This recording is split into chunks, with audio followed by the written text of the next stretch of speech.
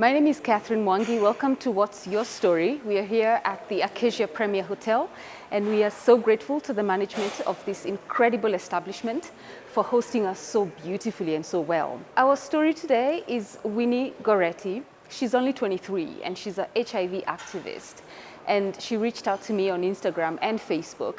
You know, we always make the call for if you have a story worth sharing, let us know. And so that's what Winnie did. And so when we made the plans to come to Kisumu County, we definitely reached out to her. And I'm excited for you to listen to the story that she has to share with us today. Her name is Winnie Gorrety, an HIV activist at the age of 23. She's the fourth born in a family of 5 siblings. A strong lady with an extraordinary story. She lost her parents at the age of 7 and fell into the hands of one family that promised to take care of her and her studies. But the story changed. How did she get infected? How did her siblings cope with the news? What was the journey like after the discovery? And how did she get through this? Next on is a story of strength and looking at life through a positive lens. Welcome to the program. This is What's Your Story? My name is Catherine Mwangi and we are here at the Acacia Premier Hotel, right in the heart of Kisumu town, beautiful place. And we thank the management of Acacia Premier Hotel for granting us the space to do this program. We are at the Presidential Suite. Thank you so very much. Your hospitality is most appreciated. And my guest today is a HIV activist. She's only 23. She reached out to me on Instagram, I think. It was Instagram. Instagram and yes. Facebook. And Facebook. Winnie Gorrety, welcome to the show. Thank you so much. You look pretty. Thank pretty. You. You look beautiful And too. this is you. And today we have twinned. We are twinning boats, eh? Karibu sana. Asante. So the journey to you being a HIV activist, ilianzia wapi? My name is Winnie Gorrety. I'm 23 years of age. I'm a HIV activist, fighting for the rights of young adolescent and youth living with HIV and AIDS, yes, and are facing stigma and discrimination in a community or a society. Yeah. I was never born with the virus. Okay. Yeah, I was infected when I was 7 years old. 7. Yeah, through defilement. I lost my parents when I was 7 years of age. At that particular moment, our firstborn was not in that position of at least making ends meet or putting food on the table for a family of 5. You're 5 siblings? Yeah. You're what born? I'm 4th born. Okay. Yeah. You're the baby almost. I am. So after that we were separated. We had well-wishers. Mtu angekuja aseme tu, let me go with Winnie, let me go with Ashley, let me go with, yeah. So we were separated. The 5 of you? Yeah, the 5 of us. I joined one family that umejua ukichukuliwa, yeah. So you are now, she's like an aunt to you or a mom to you. I joined one family that I was made, or I was told to be my auntie. She promised to take me to school, take good care of me, provide everything. But the story changed when I reached her place. A young girl or a baby, let me say a baby, at the age of 7, I could wake up, niende mtoni.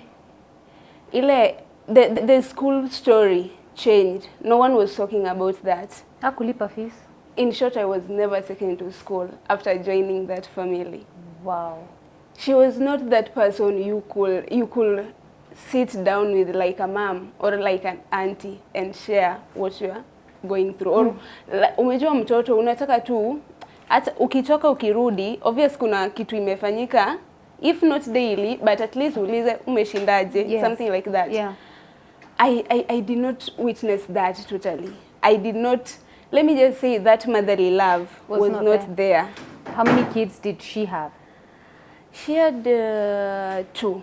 Only 2? Yeah, but she was also staying with some relatives. Okay. Yeah. Things were okay for her kids and the relative, apart from Mimi. So what were you doing? Ungeamka uende mtoni. It was not that near, but ni distance tu kidogo. So Ndumireu. So that's where ningeamka niende mtoni. She had this big Sky Plus, 3 of them. By 7, by the time the tanks. Yeah, the 3, the Sky Plus. Yes. You get some are 25,000 liters. Yes. Yeah. So she had 3. She normally wakes up at 7 a.m. By the time she's waking up, kama hujajaza hizo the 3 Sky Plus, my friend, it's hell. For a 7-year-old. For a 7-year-old girl. I adopted. I had no choice. I had nowhere to go. So I adopted. Ningeamka ni my usual thing, niende nilete maji, nirudi, I clean the house. By the time anaamka anapata everything iko sawa. What? So ulikuwa unamka saa ngapi? Like 4. 4? Yeah, 4. We had a neighbor alikuwa na hizi matatu. Yeah, hizi zinapiga route. So alikuwa anamkanga mapema. Hiyo yeye kufungua gate yake, that was my alarm. Ningesikia kifungua gate na najua it's 4. So I just had to wake up. Niende nileta maji. So ulikuwa na make many trips? Yeah. Ndio ujaze tanks 3? Ndio nijaze the 3 tanks. At 7 years old? Yeah. Watoto wake walikuwa wanafanya nini? They're sleeping. Obvious. Waking up at 7:30 or 8 to take tea porridge. Which by that time unapata nimemaliza kutengeneza. Wewe ndio pia ulikuwa unapika hiyo uji? Yeah. And you were told this is an auntie of yours? She's an auntie of yours. Yeah. This happened and the story changed on a Thursday. It was a Thursday. That day I'll never forget. Niliamka tu mapema at 4, my normal routine, kwenda kuleta maji. So my last trip kwenda, nikaanza kusikia movements. Nyuma. Kuangalia nyuma sioni mtu, but ukitembea unasikia ni kama someone is walking behind you. Yeah, but turning to see hakuna mtu, kumbe wanajificha. That day I was putting on a white skirt, a very beautiful skirt yenye my dad bought for me before akufe. The next thing niliona ni my skirt was with, niliona tu stain ya blood. Kibuyu nilibeba ilikuwa chini, maji yalimwagika yote down. So kuangalia hivi, I saw my cousin, now the son to this woman. Akitoka with 2 gentlemen that I could not recognize. But yeye ndio nilimuona. So nikaamka with pain. Niliamka tu na body ile tu uchungu, unaona damu, you can't just tell what has happened. I was crying, niko na maumivu, at the same time crying, what am I going to tell my auntie? Jerika nilikuwa crack. Yeah. And trust me, any explanation that lady hakuwa anafanya. Any explanation, that's a no. Hakuwa nakubali. You could not explain anything to her, aelewe, honestly. So nikaenda nyumbani, I was crying. That was around 5:30. Nikaingia kwa nyumba, nikaenda penye nilikuwa nalala, nikakaa kwa mattress. With blood, nikatoa hizo nguo nikavaa some. So yeye kuamka, akaamka akaona no movements kwa compound, hakuna mtu yuko kwa kitchen mwenye anapika. Then she called me. Winnie, bado unafanya nini saa hizi? Then I was like, auntie sisikii vizuri. Akaniambia nini nakufanya? Nikamwambia niko tu na maumivu, but nakuja kukuambia. Akaniambia kuna kitu utaniambia, wake up, tengeneza breakfast, naenda market. And that's how she left. Nimemwambia mimi ni mgonjwa, nikamwambia I'm coming to tell you. Hakungoja nimwambie what I'm suffering from, hakungoja nimwambie what is happening, akatoka kaenda market. So akaniacha, nikajikaza tu, nikaenda kitchen, nikaeka maji ya uji. Then this mtoto wake mmoja, a relative, sije alikuwa mtoto wa brother yake, I think so. Akakuja akaniambia, akapata kanalia, akaniuliza unalia nini? Nikamwambia kuna venye si feel poa. Akaniambia okay, let me prepare the porridge. Akatengeneza breakfast. So aunti yangu kurudi, akapata nimekaa nje, still crying. Akanipatia bag, alirudi nayo sapa, akaniambia ende utengeneze. Nikamwambia kama unaweza nisaidia, aunti unaweza nisaidia, si feel poa bado. Akaniambia niende market, niende nikulete chakula, tena nikusaidie. Na wewe hakuna kitu unafanya kwa iboma. You don't provide anything. I had no choice. Nikaenda kwa kitchen, nikaanza kupika with that lady, that girl, huyo mtoto wa brother yake, the niece. Tukapika. I was shocked, or I was like, which type of a mother or which type of an auntie. Sasa hiyo mtoto wake yuko wapi, this son who has defiled you? Alikuwa tu kwa compound? Hakuna penye angeenda. So you were seeing him every day? Nilikuwa namuona, and so kuna siku nilienda kumuuliza. Akaniambia, nilienda kumuuliza nikamwambia tu, nilikuona pahali. Jana ulienda kwa mtoni time nilienda. Akaniambia hapana, mimi nilikuwa nalala. Nikasema okay, fine. So every day ningemuona. Na seeing him, nilijua tu this way because of him. But I had no one to share what has happened with. This happened for like a week and a half. Nikasema now, this is too much for me. So siku moja time alienda kwa market, nikaepa tu kwake, and I went back home kwetu. Huyo mama sasa? Yeah, nilitoka kwake and I went back kwetu. How old were you? I was around 8. Wow. By that I was around 8. Na from kwake to kwetu, it's not close. It's not close. Ulitembea? Nilitembea. I had to. It was too much for me. Ushakuwa ile position yenye, yani it's now, no, you can't just take it anymore. You let everything happen, but I just had to. I went and joined my sister and our last born. Tukachukuliwa and join my grandma. Sasa mamake babangu. From hapo tukapelekwa shule. I was taken back to school. So you didn't tell anyone bado? I did not share with anyone, not even my sister. And how old was this man? He was around 20 something. He was in his 20s? Yeah. He was around 23 or 20. 20s, from 23 onwards. He was not young. So tukapelekwa shule, my sister and our last born. Kufika class 6, by God's grace, our firstborn got a job in Kisumu. And akatutoa huko. Yeah. We joined him in Kisumu when I was in class 6. By that time, my sister did her KCPE.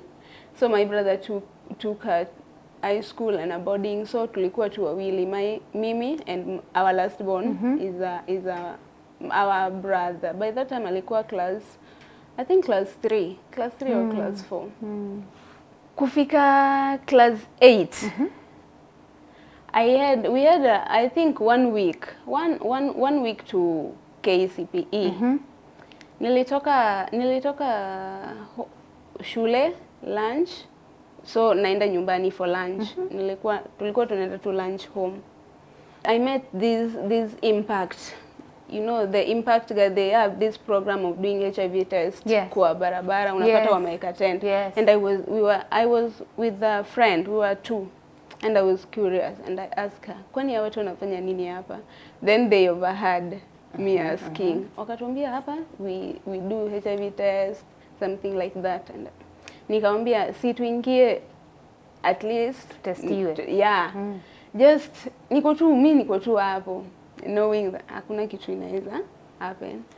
So kuingia, they did for my friend first, then akaambiwa we can't do both. Namfanyia kwanza, wewe ukingoja nje, then wewe sasa. Your privacy. Yeah, yes. For privacy.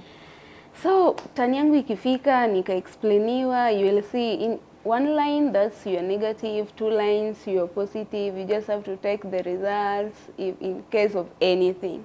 Nikamwambia okay, fine. Wakafanya. I saw 2 lines and I was shocked. Nikakumbuka alisema, nikamuuliza ulisema 2 lines ni negative ama positive? Akaniambia 2 lines is positive. And okay, nikamwambia let's do another one. This time in standard 8. In standard 8. Yeah. 1 week. 2 exams. KCPE. Wakatoa another kit, they did another test. 2 lines. Jesus. Nikamwambia hapana, mbona inatoa 2 lines? Akaniambia that means you are positive. You're living with the HIV virus. Nikamwambia hapana, let's do last one. My God. Akatoa another kit. Akafanya and it was again positive. Akaanza kuni just counseling, they referred me, wakaniandikia that sheet. I was just crying. She was talking and I was just crying. Like, you don't need to cry. We can go home. I talk to your parents, something like that. Nikamwambia, you are going nowhere. Hakuna penye unaenda na mimi. That's what I told her. Hakuna penye unaenda na mimi. Wewe unajua hata penye na stay. Nikamwambia, just give me that sheet, the referral letter. I'll go where umeni refer, I'll start taking my drugs. Nikatoka nje, then the friend saw me crying. Akaniuliza nini mbaya? Nikamwambia hakuna. Alikuwa ananiambia tu, ameniambia tu story ya msana mwingine hapo and I just felt it. Venye tuliachana tu na huo msana, ile pepa ndio I just nilirarua tu kwa pieces ndogo ndogo nikatupa. Hapo tu penye jina iko. Nikatupa, nikaenda home. I just took my lunch, nikarudi shule. So ile time nilikuwa nakula, then my sister-in-law akaona I'm not like the usual me, akaniuliza, Gorrety, leo nini mbaya, uko sawa? Nikamwambia niko tu na stress, revision yenye tumewekwa nayo shule, hata ingekuwa wewe, hata ungekuwa worse than mimi. Akaniambia that's normal, wewe soma tu kwa bidii revise. Nikamwambia sawa. Nikakula nikarudi shule. Hiyo yote ulikuwa unatoa wapi in that state, as in hizo majibu? Ile yenye sikuwa nataka aone like there's something wrong. Though aliona, but sikuwa nataka kumwambia what's happening or the reason why niko hivyo. Yes. Kurudi shule, after lunch we had a revision of social studies. Sitasahau. Our social studies teacher was also our class teacher. So ile yenye people are revising na mimi nimekaa tu. Map work was my best. Hiyo number 1 to 7 of map work. Hiyo siku watu wanaongea, mimi nimenyamaza tu. Watu wanaongea. Then our class teacher, he called me and asked me, Gorrety, are you okay? Niambia yes, I'm fine. Tukamaliza, jioni, games time, people are playing, I'm really stressed, crying kila time, but sitaki mtu ajue like I'm crying. Ile mtu akikuja nishapanguza machozi and I'm just like that. Nikafanya mtihani, I joined one mixed day school in Kisumu. I could not go to boarding being that my sister, by that time, when I was doing my KCPE, my sister was doing her KCSE. So ile like I could not go now to a boarding school. Huyu amemaliza computer, nataka kufanya the courses ituka hizo. So I just joined one mixed day school in Kisumu. Yeah. From one first term, things were just okay. So wait, all this time hakuna mtu umeambia? Hakuna, sijambia my sister-in-law, and I was really close with my sister-in-law. Hakuna kitu ningemficha. But on this, sikuambia mtu yeyote anything. Like, you know, my brother, you just know firstborn. Brother yangu angeona like mimi analipa school fee, niende, nisome, and I'm involving myself with men, something like that. Yeah. So I was afraid of that. Okay. Form 1, venye niliingia tu that first things were just okay. So katikati, I was just on and off school. Kila time, sio malaria, I'm just weak, things like that. Then I also had problem na macho. So kila time on and off. Naenda hospitali, saa zingine wanapima malaria, hakuna. Wapime typhoid, hakuna. So wananipea tu painkiller, then they just tell me, you just need a rest, something like that. Wow. So my brother was, ama we high school tu ndio ishaanza tu kupatia that challenge too. The second time I went to the hospital, nikaambiwa, can we do a HIV test? Nikasema, okay, tufanye tu. They say uko form 2? No, still in form 1. Approaching end of first term. They did a test, positive. Akaniambia, umekuja na nani hospitali? Nikamwambia, I came with my uncle. So I was taken by hiyo siku, I was taken to the hospital by my let me say my uncle, brother to my sister-in-law. We were staying with him at that time. Akaniambia, can you call him? Hakuniambia the result was positive. Mimi ameniambia tu, can you call him? Nikakumbuka tu kuna siku nilipimwa, the result was positive. Venye alinituma niende nimuite, na hivyo ndio nilienda. Au kurudi naye? I left my uncle at the hospital, mimi nishafika nyumbani.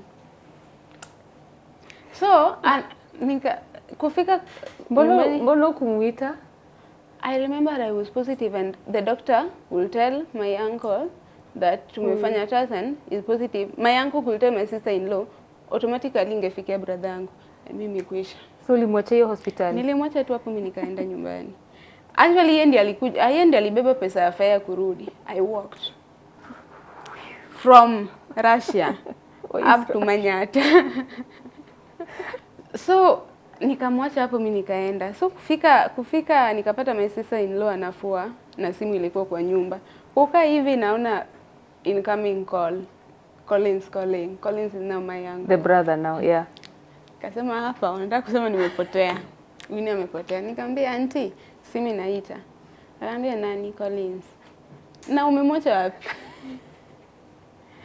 Nikamwambia Collins alikuwa na mabeshte wake and I could not wait. Unajua tu wanaume ma friends bado walikuwa wanaongea.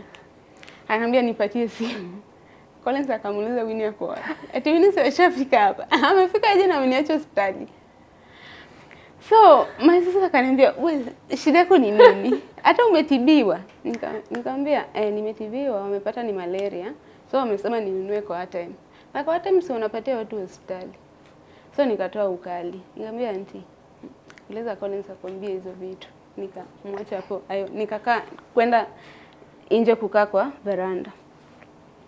So kama after hiyo exam ya end term, saa form 1 first term. After tulimaliza exam, nikakuwa mgonjwa tena, nikaenda hospitali. This time nilienda peke yangu. Now this is the third time they were doing a test, HIV test for me. And again it turned out to be positive. Nikasema, sasa hii kitu kumbe ni ukweli. 3 times.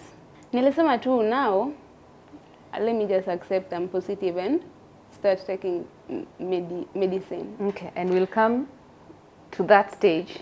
Yeah. Right after the break. Acacia Premier Hotel has a barista coffee lounge right at the entrance. You get to be served with freshly brewed coffee and it offers a wide selection of teas from around the world. The lounge offers freshly made desserts, pastries, and gourmet sandwiches. The lounge offers a suitable spot for catching up, relaxing, and a meeting point. It opens from 6 a.m. to 10 p.m. This is What's Your Story. Our guest today is Winnie Gorrety, who shares her experience as a young lady who's living with HIV positive. We have established so far how she got it, and so far now we are discussing how you came to accept. Yeah. All along you were in denial. You avoided telling your family, And now you have now finally accepted after 3+ tests. Yeah. Imeland. Uka accept. Alafu. After accepting my status, I decided now I was not going to break the news to my sister-in-law myself. I gave her number to the hospital and I told them, let's call my sister-in-law. Mimi nikarudi nyumbani. Nikamwambia, call her not today, not tomorrow. Call her 3 days after. Mbona? Wangempigia immediately, angejua niko hospitali at that time.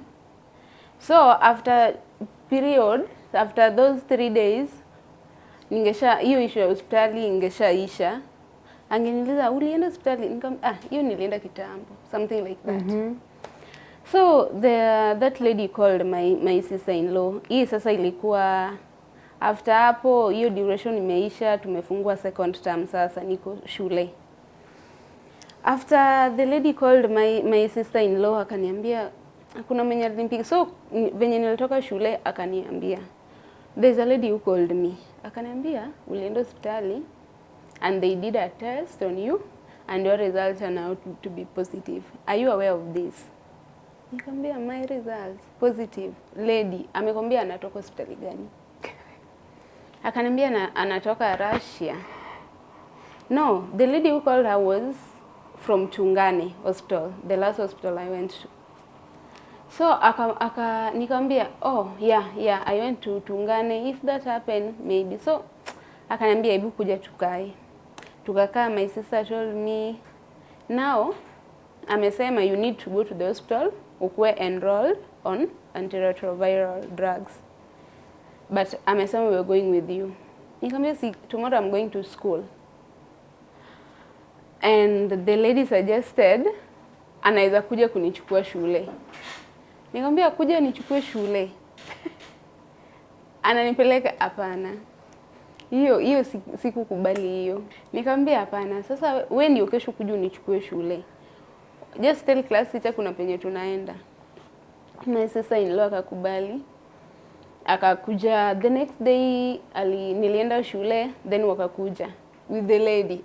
I don't know where they met. Nikaona strange face. Nikakumbuka hapana, hii sura ndio ilini test last time. Saka tukaongea with that nurse na my sister-in-law, then sister-in-law akarudi nyumbani, tukaenda na the nurse hospitali. Hivyo ndio I was enrolled in Form 2 first term on antiretroviral drugs, and up to date I have been on ARVs. How did your brother take the news? Aliambiwaje? I don't know how my sister-in-law shared the information with my brother, but trust me, it turned out to be the opposite of what I was expecting. Niliogopa like angeniuliza umepata aje, and up to my brother did not even ask how I got infected. What they did was giving me that support. Ile yenye brother yangu anatoka kazi jioni, amebeba vitu, wanaeka tu kwa nyumba zangu, kuna tu venye aunti yangu atanipea. Yani that support was I just everything that I was expecting to come out from him did not. So I started taking monthly, going to the hospital to pick my drugs.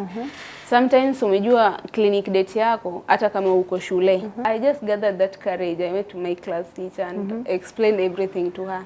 So ile yenye time nilikuwa nataka kwenda hospitali kuchukua drugs, I could go to my class teacher to write for me a note, then naenda tu kwa gate, I just show it, then unatoka. Sio kwenda kwa sijui tuition teacher on duty, something like that. So your teacher knew? Yeah, I opened up to my class teacher. So this monthly going to the hospital monthly, students started becoming like they started asking themselves, ametoka. A month cannot pass kama Gorrety hajatoka.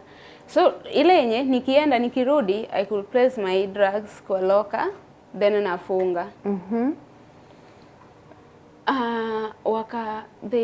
This group of girls, the notorious ones, obviously in high school. Yeah. They decided now we have to, lazima tujaribu juu chini. We know what Gorrety. Nini namtoanga shule. Na kirudi nini anaekanga kwa loka. So ile sikenye, sisi tuko games time, tuko drugs, nisha lock, tuko inje, we are playing. And this group, the team, wako class, trying to break your locker. Yeah. They succeeded. Wakafungua locker. They saw the drugs, wakarudisha, wakalock vizuri. They did not, ile yenye, like, hata kuja kwenye Gorrety tuliona vitu zingine kwa bagi yako, vitu kama hizo. They did not ask that, they did not tell me that. They started spreading what they saw. And I think they had this, they knew the bottle venye zinakaa. So after kuona, wakaanza kuspread Winnie Gorrety on ARVs. And you know, in Luo, they use this term, when you are taking ARVs, they use the term indilo. Meaning? You are taking these ones, the ARVs. So there's this day I was asubuhi nikiingia class nikasikia watu wengine using that term. Mi nikaenda tu, I just assumed, nikaenda nikakaa chini. So our English teacher came. Akasema, now sit in a group of, I think alisema 6, group of 6. Anataka kutupatia kazi. Utaenda tu uone tu kuna tu wenye tu wako 5, wengine wako 4. Class is complete. Every student wako ndani, but unakwambia there are some people wenye wanajoin huku. So you are asking yourself, nani hayuko kwa class? They don't want you to be in part of them. Yeah. And this was your high school experience? I was in high school. From Form 2 to Form 4? Now Form 2. Form 2, this happened in Form 2, part of Form 3. So Form 3, around the second term, we had these conferences organized by NAC, National AIDS Control Council, and the NEFAC, of young adolescents. They do conference in Nairobi, maybe in Kisumu, Siaya, teaching them how to live your life, accept, how to end the stigma. So I was, by good luck, I used to attend these conferences. From there, I got that I could now speak.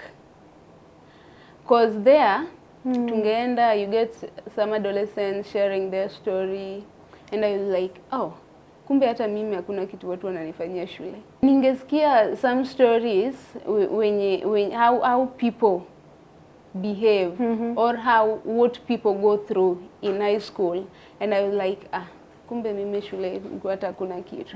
There is no stigma kumbe in my school. It was tough for most people. Yeah, it was. So apo in form 3, around third time, I could now use that life skill time, that period of from lunch, after lunch, we had that life skill. Sometimes school talk, girls talk, sometimes. So I used to talk on HIV and AIDS, some things like that. Because ukienda conference, you note them down. So nilikuwa natumia notebook yangu sometimes to share with them. When I was in Form 4, the stigma was not there at all. At all. Because ile yenye ningesikia tu mtu aseme tu like Winnie Gorrety is positive. So what? I'm positive. Okay, it's me. Now, by this time we had this nevirapine drug. So I used to take it at around 8 a.m. 8 a.m. I'm in school. My friend, I used to take my drugs in class. Live. Mwalimu wako mbele anafundisha, mimi nafungua loka na maji nachukua dawa. Watu wanatano wananiangalia. Wanaangalia nini? I could ask him, what are you people looking at? Your boldness is on another level. From after my KCSE. Hold on, tusitoke high school kwanza. So, braveness ilianza Form 3 second term? Yeah, Form 3 second term. After now attending the conference. Umekuwa empowered. Yeah, I know much. Yeah. Yeah. I could not, anything negative, no. Not in your space. No, I could not accept that at all. I love it.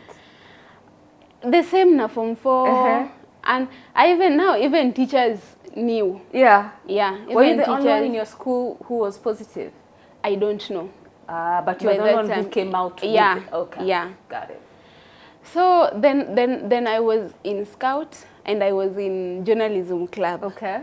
So this Monday was in English, and I was now the news anchor of that day. Nikaandika tu news. Now we had journalists, then we have the anchor. Now journalists walikuwa naleta news. Yeah. Mimi nikaongeza yangu. Ukaongeza gani? Yangu ya HIV, ending HIV. I think we were approaching something HIV. We were marking something in Kenya on HIV. Okay. Yeah.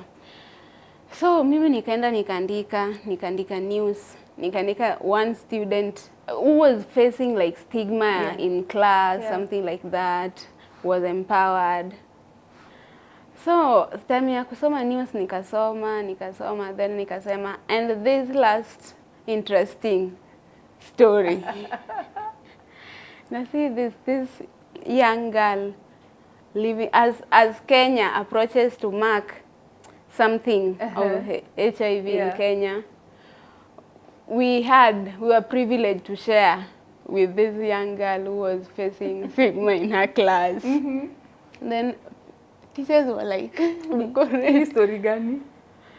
After hapo, then my class teacher called me. Watu wametoka assembly. Class teacher kaniita akaniambia, Winnie Gorrety, was that last interesting story about you? Nikamwambia yes. Akaniambia, then why mbona hujai share na mimi?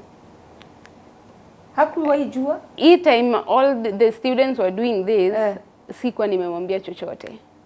Sikuwa nimeshare na yeye. So she asked me then like, mbona hujai niambia? Nikamwambia, I'm now past that. Akaniambia, in case of anything, you have my support. Our deputy principal knew. Like almost all teachers knew this now. I think 2 months after case, I attended a conference in Siaya. And we had this young lady who shared her story. Her story really touched me. It was painful. Ile yenye alikuwa na kijiko yake, hakuna kikombe, hakuna sani. Kila kitu yenye alikuwa anatumia, they were separated from the family was using, and I was like, kumbe I have the best family. And kumbe mimi hakuna stigma nimeface actually. And from that conference, I just decided one day, what if I come out like I'm living with the virus on Facebook? What will people say? And I thought about it. Then one day decided to post it on Facebook, on my account. How old were you at this time? I was 18. I just wrote from point 0 to that particular moment. Then nikafunga data. Ilikuwa usiku nikafunga data, nikalala. Wacha niamke asubuhi nifungue data. I had over 100 messages kwa Messenger. Hakisu nigawie pesa. Winigorety hakisu. And I was like, what are you people talking about? Pesa gani? Si nimeona kitu umepost Facebook. Hakisi ya watu sawa wamekulipa poa. Umejua watu wanaka kuchukua mtu kutumia like creating awareness, even they pay good money. I was like, okay, fine, wait. Naku wamenilipa pesa ngapi? Because my M-Pesa is reading 0. And they're like, what do you mean? Nikawaliza, Naka hawajanilipa anything. My M-Pesa is 0. Never have not paid me anything. I really wish. Wamekwambia watanilipa pesa ngapi? I'm really broke by the way. Wakaniambia, then mbona umepost something like that you are positive? Niambia, but see I am. Uongo. Wacha sijui nini. Any people could not believe that I'm positive. And up to date, I have friends wenye wanajua I'm creating awareness, and I have monthly payment from this organization. Yeah. So people, is that why you wear the T-shirt? HIV positive. Yeah. Yeah. Okay. The main reason why I printed this top. So I used to attend these maybe talks with youth, something like that. I could share my story on radios sometimes. So I did a certain interview with one television. Then after kuiweka on air, people watched. Then nilikuwa natembea hapa tuko straight. This friend of mine nikakutana naye. Now we are friends, but that time hakuwa friend. Sikuwa nimemjua. Ambia, unakaa mwenye najua. Nikamwambia, from where? Akaniambia ati I can't just tell. Nikamwambia, maka ni sawa, maybe tunafanana na mwenye unajua. Akaniambia hapana. Ulikuwa kwa TV? Nikamwambia lini? Akaniambia, nikamwambia yeah. Akaniambia so mbona are you okay ukitembea hivi na unajua watu waliona? Nikamwambia sasa okay, like now I'm going somewhere. Ningetuma mtu nikae kwa nyumba like watu waliona Winnie Gorrety did an interview. Akacheka. Nikamwambia what's funny?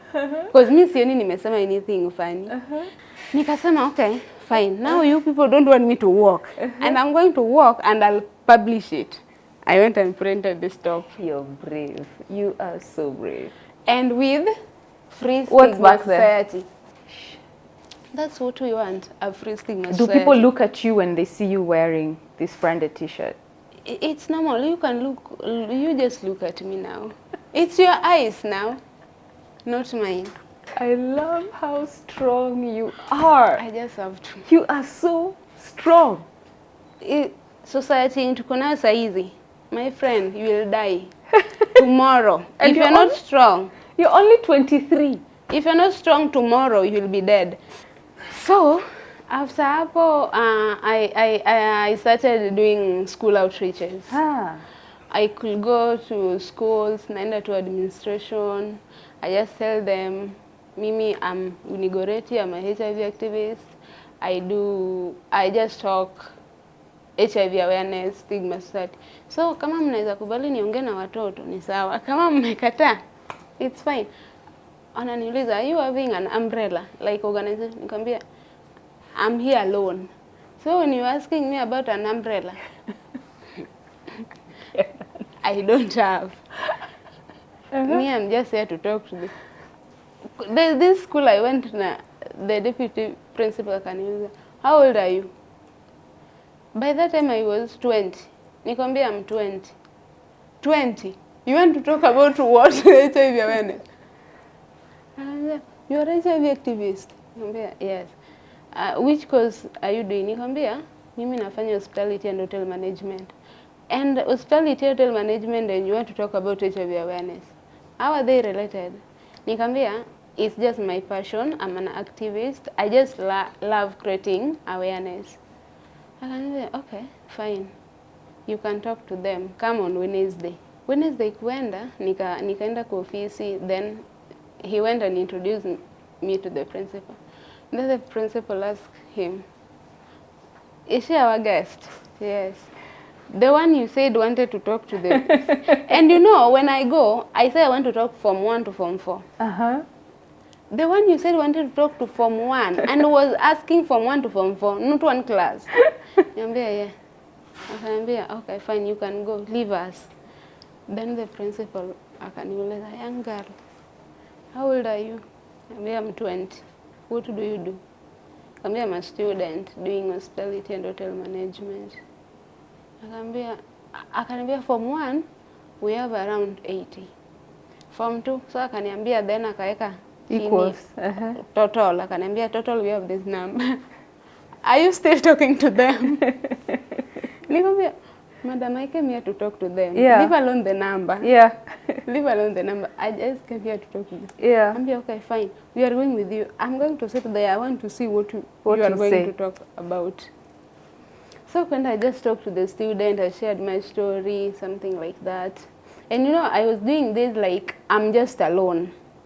Ningetoka nyumbani, I even go to talk to students in Nyakach. Saa zingine sina pesa, I walk.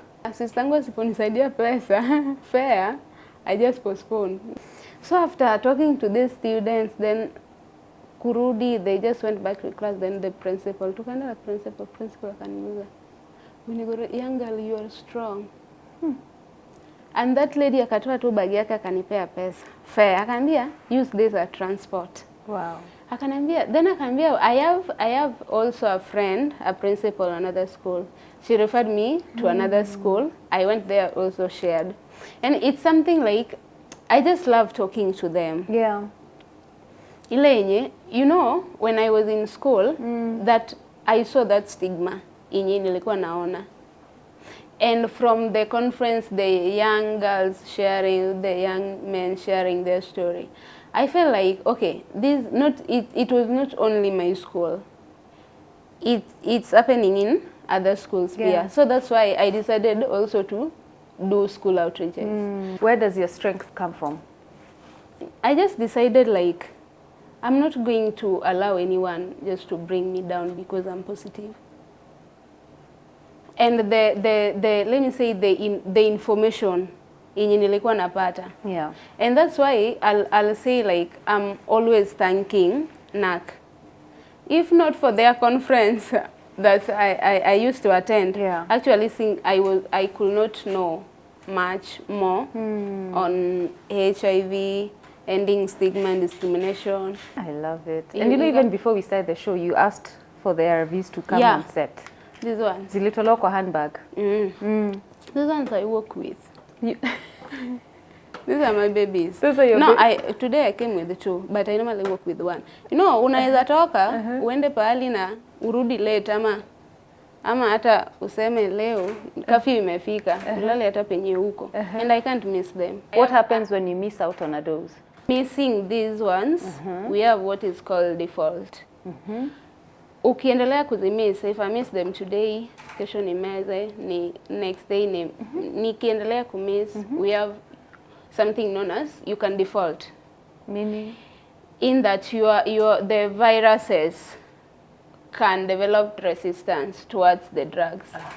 Ile yenye utakuwa na meza but nothing's happened. They have that resistance towards them. And taking them daily reduces the rates or the rates or reduces the virus to LDL. That's low undetectable. Low detectable viruses. Once you are LDL, you can have you can let's say you can't transmit the virus. Okay. Let's say for example, I'm a young girl obvious. I have, let's say, a boyfriend. When I'm LDL, if he's not infected, we can have an unprotected sex, but I can't infect him. Yeah. So do you have a boyfriend? I do. Oh, girl. I can't miss now. See this beauty. How is it you miss a boyfriend? No. This beauty. No. Sometimes I attend these youth talks. I share my story and they're like, no, you are lying. Okay, fine, these ones. I work with them. So that's why I work with them. Most people don't believe until I'm infected. Yeah. How many do you take a day? One. It's just one a day? Yeah, I just take it once. Okay. Yeah. Wow, amazing, amazing, amazing story. So I know you go to high schools to give this advice and wisdom, and you obviously share your story, but I also know you give advice. Yeah. So this is your high school. Give advice. Living with the HIV virus is not a taboo as people take it. It's not a curse. It's just a normal thing. We are just, you can live your life a normal way, just like someone who is not infected. And living we are not different from those who are living a negative life. If you are not infected, you are affected. And at this particular moment, all of us are at high rates of being infected. So if you know your status, kindly not infected, maintain it there. If you don't know your status, I'll really advise you. It's high time you know your status. Yeah. Wow. What does the future hold for Gorrety? Okay. At the moment, nilimaliza, I've finished my course. Nishamaliza. Just waiting for my graduation, of course. Securing a job, maybe. Just living my life. Yeah. Yeah. As you continue to spread awareness about HIV. That's what I do daily. You'll get me on social media, Facebook, Instagram, Twitter, just talking of HIV, ending HIV stigma in society. Yeah. Yeah. So if there are people who want to reach out to you on those social media platforms, what are they? On Facebook, I'm Winnie Gorrety Ongos. Winnie Gorrety Ongos. On Instagram at Winnie Gorrety, on Twitter at Winnie Gorrety. Yeah. I think your future is beyond bright. Beyond Hallelujah. bright. Beyond bright. Hallelujah. And keep with that. I don't even need to tell you. I don't need to tell you to keep being strong because, man, it's in you. There. It's there. Just coming now. Each and every minute is just coming out. Yeah. And your supportive family. I'm so glad things turned around for you. Now you're with a family that... That family. I'm just praying to God. One day, we just go to the airport. I take them lunch Dubai. Come back supper. Amen. Supper, we are in Tanzania. Tomorrow breakfast, Eritrea, Djibouti. That family. So shall it be. Super. Amen. Yeah, so Amen. shall it be. I love it. I'm glad you finally settled with people that love you. And even for your sister-in-law. In-laws don't generally tolerate. That lady. Yeah. She's the best. She's a gem. Yeah. What happened to the man who defiled you? He passed. Alikufa. I don't know when. Yeah. But And you don't care. Do you still see the woman? Yeah. But I don't have that strength now. I don't have that energy of meeting and sitting down with her to share. But I'm praying to God to give me that strength. For now, honestly, I don't have that strength to. You may watch the show and... If you will watch this show, Mama, I love you, God. Godspeed in all your endeavors. I have totally enjoyed your story. You turned something so tragic into something so beautiful. Beauty for ashes. Yeah. And you know it. Yeah. You know it. Thank you for watching the program today. Like I'm always saying, you have a good story, a beautiful story, a story that you know uplifts or inspires others. Reach out to us. That's exactly what Gorrety did. She found us on social media and said, I would love to share my story. And here she is, and you've heard how powerful that story is.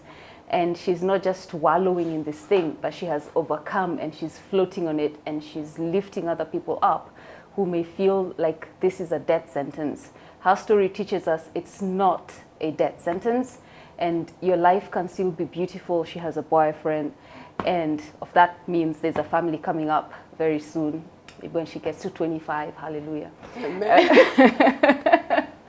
Okay, so share your story. There's no stigma to it. Your story delivers other people who may be going through similar things, and that's the essence of What's Your Story.